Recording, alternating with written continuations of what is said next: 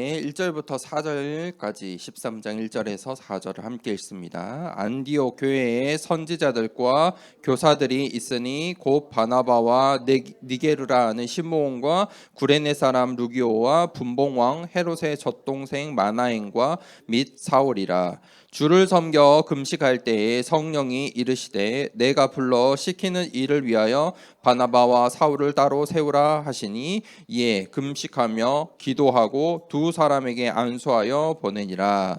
두 사람이 성령의 보내심을 받아 실루기아에 내려가 거기서 배 타고 구브로에 가서 아멘. 아시아의 이정표라는 제목으로 함께 말씀을 나누겠습니다. 서론에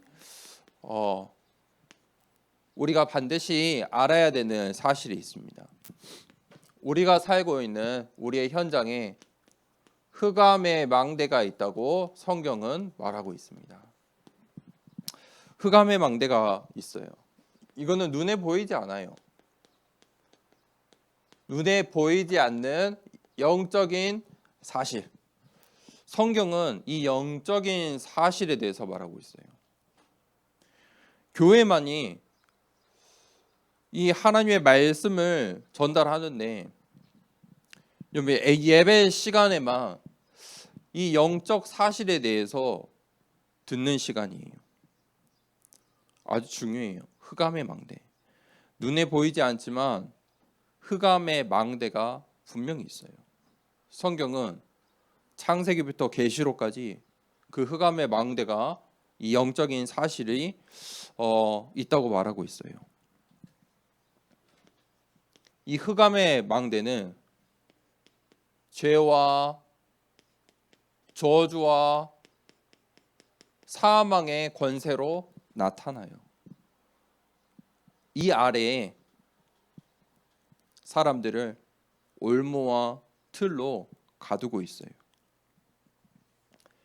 이 흑암의 망대를 성경은 견고한 진이라고 말하고 있어요. 견고한 진이다. 고린도후서 10장 4절에서 5절에 우리의 현장에 이 흑암의 망대가 견고한 진으로 있다. 어떻게 있어요?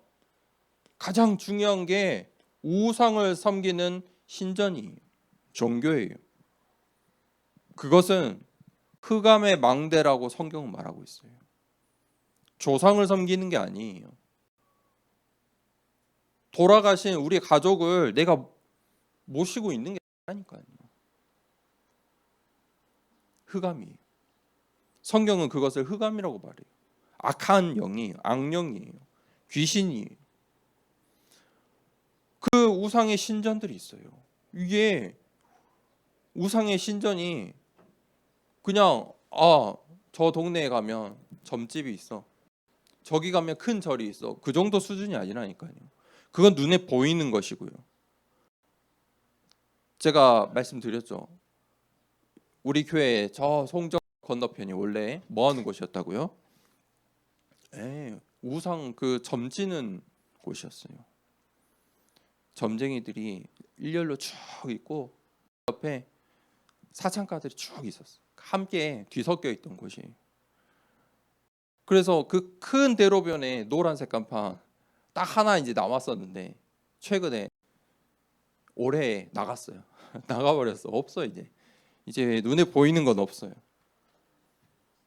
근데 그 신전 하나에 눈에 보이지 않는 영적인 일들이 있어요. 한 집안에 우상 섬기는 사람 한 명 있으면 한 집안에 제사를 많이 드릴수록 영적인 문제가 그만큼 더 온다니까요. 영적인 문제가 있어서 사실 조상들의 도움을 받으려고 제사 지내는 거거든요. 근데 그것이 더 큰 문제를 불러와요. 분대마귀를 불러와요. 성경은 그 사실을 이야기하고 있어요. 그런데 이게 눈에 보이지 않는다니까요. 어떻게 장악하고 있어요? 문화를 장악해요. 정치를 장악해요. 경제를 장악해요. 그게 바로 초대교회의 현실이었어요. 우리가 사도행전을 봤잖아요. 전부 바울이 가는 곳마다 우상의 신전이 있어. 우상 신전으로 인한 문화들이 있었잖아요. 아데미 여신이여, 그게 문화라니까요. 거기에 업이 있고 경제가 있고 거기에 고위 공무원들 정치가 있고, 그러니까 바울이 그 우상들보다 더 큰 복음을 전하니까 사람들이 우상 숭배가 헛된 것을 아니까 이 사람들이 경제도 무너지고 정치도 무너지고 그들의 우상 문화도 무너지니까 바울을 잡아 죽이려고 하는 거예요. 세 번째, 그게 이 사단의 속임수라는 걸 알아야 돼요. 사단은 하나님의 자녀를 이길 수 있어요? 없어요. 그런데 속일 수는 있어요. 계속 속여 먹을 수는 있는데 이길 수는 없다니까요. 사단의 속임수가 뭔지 아세요? 그게 창세기 6장이에요. 뭐라고 했어요? 자기의 소견대로, 네 뜻대로 살아. 네 생각이 맞아. 네 뜻대로, 네 생각, 너가 맞아. 그게 사단의 제 첫 번째 속임수예요. 그게 네피림이에요. 왜 사람들이 다 이걸 맞다고 생각하고 이거를 가르치고, 여러분 학교에서 이거 가르치는 거거든요. 세상 교육이 이거 가르치는 거예요. 근데 그게 네피림 시대예요. 여기서 네피림 병이 나와요. 사단은 어떤 존재라고 성경은 말하고 있어요? 거짓말쟁이다. 거짓말의 아비다. 사단은 또 어떤 사람이라고 했어요? 어떤 존재라고 했어요? 죽이는 자이다.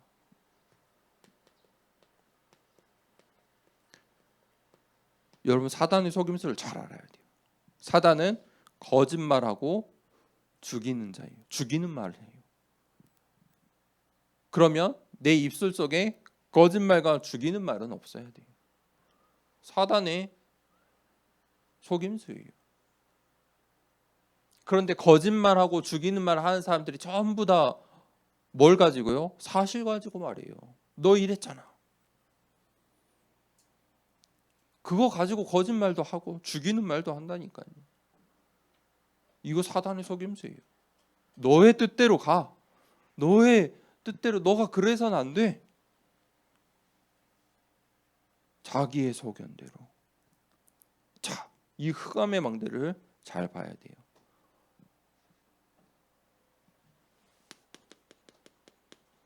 본론입니다. 아시아의 이정표. 아시아의 이정표에는 드디어 바울과 그 전도팀들이 성령의 인도를 받기 시작했어요.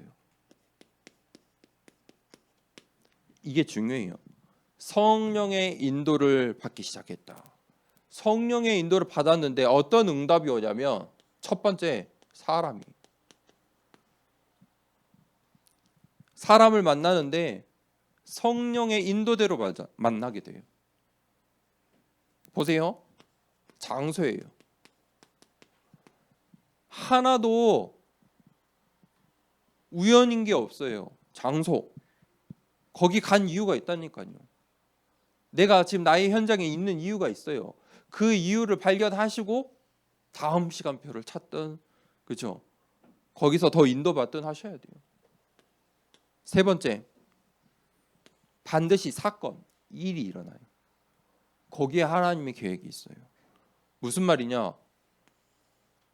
이거는 모든 사람들이 다 사람 만나고 당연히 장소에도 있고 일을 하잖아요. 그런데 당연 이 속에 필연 절대가 있어요. 자, 이것이 보이기 시작하면 성령의 인도를 받게 돼요. 이 말의 반대말이 뭐예요? 우연이라는 거예요. 우연이 없어요. 우연이라고 생각하면 다 문제예요. 왜 나에게 이런 일이? 왜 나에게 저런 사람이? 그죠? 내가 왜 여기에 있지? 이렇게 생각하니까 아니라니까요. 하나님의 당연 필연 절대가 보여야 성령의 인도를 받을 수 있어요. 두 번째, 그러면 그 내가 가는, 내가 만나는, 내가 경험한 그 사람, 장소, 일 가운데 이게 보여요. 흑암의 세력. 아, 우리의 현장에 흑암의 세력. 누가 저 사람이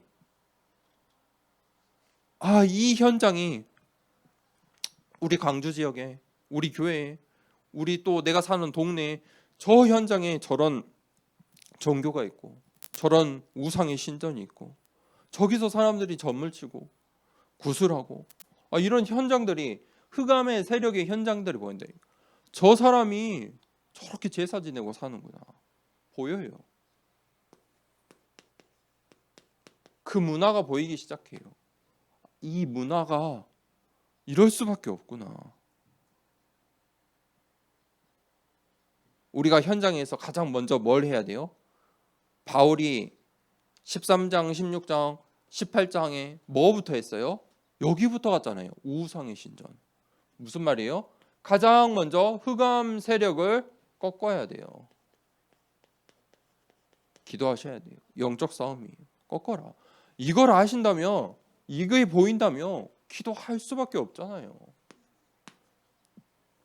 세 번째, 그때 그 현장에 흑암이 꺾여지면 보여지고 찾아지는 게 제자예요. 오늘 13장에서 총독이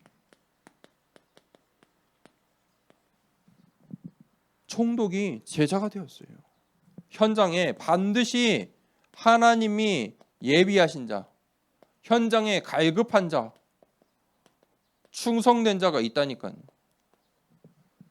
찾는 거예요. 만드는 게 아니에요. 찾는 거예요. 결론입니다. 그러면 우리는 어떤 답을 가지고 가야 되냐면, 어떻게 우리의 현장에 흑암의 망대를 이길 수 있냐면, 보호자의 망대를 반드시 세워야 돼요. 보호자의 망대를 세우는 반드시 서밋 타임 갖고 계셔야 돼요. 기도하셔야 돼요. 내 현장을 볼 수 있는, 내 현장을 보면서 우리의 후대들을 두고, 나의 현장을 두고, 우리의 교회를 두고 반드시 777 기도하셔야 돼요. 보호자의 망대를 어떻게 세웁니까? 눈으로 하는 게 아니에요. 돌 쌓아서, 사람들이 산에 가면은 이렇게 돌 쌓아서 소원을 빈다고, 그 소원 비면서 돌 쌓아놓고, 돌 쌓아놓잖아요. 이렇게 돌탑. 사람들은 눈에 보이는 걸 그렇게 좋아해요. 등불도 달리고, 뭐 팥죽도 먹고, 그것도 딱 그잖아요. 이제 그런 문화들 속에 다 숨어져 있는 거예요. 보호자의 망대는 눈에 보이는 게 아니에요. 흑암의 망대도 눈에 보이지 않듯이 보호자의 망대도 눈에 보이는 어떤 행동으로, 행위로 하는 게 아니라니까요. 기도하셔야 돼요. 반드시 기도에 성공하셔야 돼요. 무슨 말이냐면 기도의 맛을 보셔야 돼요. 기도의 응답을 받으셔야 돼요. 기도 응답을 어떻게 받을 수 있냐? 기도 응답을 못 받는 기도가 있어요. 이거 잘 생각해 보셔야 돼요. 사람들이 전부 다 기도하는데 자기의 소견대로 기도해요. 그건 종교예요. 기도는 뭐예요? 하나님의 소견을 물어보는 거예요. 기도는 어떻게 보면 질문이에요. 질문. 하나님, 하나님의 뜻이 무엇입니까? 하나님, 나를 성령으로 인도해 주세요. 질문하는 거예요. 하나님, 저 사람을 왜 만났을까요? 나를 이 현장에 왜 보내셨나요? 이 사건은 하나님 어떤 응답이 있나요? 그게 기도예요. 그 기도의 응답을 체험하셔야 돼요. 그게 성공이에요. 세 번째, 기도 성공, 예배 성공. 왜 기도와 예배에 성공해야 되냐? 그게 보호자의 망대를 세우는 시작이라니까요. 어떻게 보호자의 망대를 세우실 수 있습니까? 어떻게 보호자의 망대를 세워요? 내가 기도하고 내 힘으로 하는 거 아니잖아요. 내 힘으로 할 수 있으면 보호자의 망대도 필요 없죠. 내 마음대로 살면 되죠. 근데 그게 아니잖아요. 내 뜻대로 할 수 없다니까요. 흑암의 망대가 있다니까요. 눈에 보이지 않지만 이 흑암의 망대가 있어요. 만약 이게 눈에 보이면 기도할 수밖에 없잖아요. 당장 우리가 예배드리고 있는데 이 벌판에서 꽹가리 치고 굿한다고 생각해 보세요. 아마 이 예배 시간에 눈이 반짝 뜨실 거예요. 아니, 그렇잖아요. 예배 성공하셔야 돼요. 왜 예배에 성공해야 되냐? 기도는 알겠어요. 내가 응답받기 위해서. 근데 예배는 왜 성공해야 돼요? 그게 하나님의 방법이에요. 하나님은 예배하는 사람을 찾으세요. 예배를 통해 답을 주세요. 내가 기도하고 있던 거 예배 시간에 하나님이 답을 주신다니까요. 나의 인생의 길, 망대 여정 이정표를 예배 시간에 주세요. 예배 시간에 흐름이 있어요. 예배 시간에만 흐름을 바꿀 수 있어요. 마태복음 18장 20절에 뭐라고 했죠? 두세 사람이 내 이름으로 모인 곳에는 나도 그들 중에 있느니라. 아주 분명한 말씀이에요. 하나님께서 성령으로 역사하실 건데 언제요? 두세 사람으로 내 이름으로 모인 곳에. 사람, 장소, 일. 예수 그리스도의 이름으로 두세 사람이 함께 혼자 모였는데도 임하실 수 있지만 두세 사람이 함께 내 이름으로 모인 곳에 그들 중에 나도 있다. 이렇게 말씀하셨어요. 눈에 보이지 않지만 지금 이 시간에 하나님이 우리와 함께 계세요. 그게 예배예요. 그러니까 예배 속에 나의 영적인 치유, 정신의 치유, 육신의 치유가 일어나는 거예요. 하나님이 함께 하시니까. 이 예배 시간에 빛의 경제, 빛의 망대, 빛의 성전의 축복이 있는 거예요. 왜요? 하나님이 진짜 함께 계신다고 약속하셨으니까. 믿으십니까? 그 기도의 성공, 예배의 성공하는 한 주 되길 축복합니다. 우리 말씀을 함께 붙잡고 393 기도하도록 하겠습니다. 성삼위 하나님이 나의 주인 되심을 고백합니다. 성부, 성자, 성령의 하나님, 지금 이 시간 영력, 지력, 체력, 경제력, 인력으로 내 안에 충만하게 하옵소서. 기도하는 이 시간 내게 9가지 보좌인 축복이 세팅되게 하옵소서. 보좌인 축복과 시공간 초월하는 하나님의 역사가 내게 임하게 하옵소서. 237 나라 살릴 빛의 증거가 나에게 충만하게 하옵소서. 내 안에 심어 놓으신 하나님의 형상과 생명이 회복되고 에덴의 축복이 회복되게 하옵소서.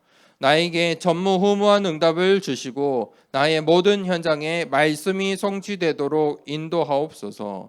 나에게 맡기신 교회와 학교 현장과 미래에 살릴 전무후무한 응답을 주옵소서.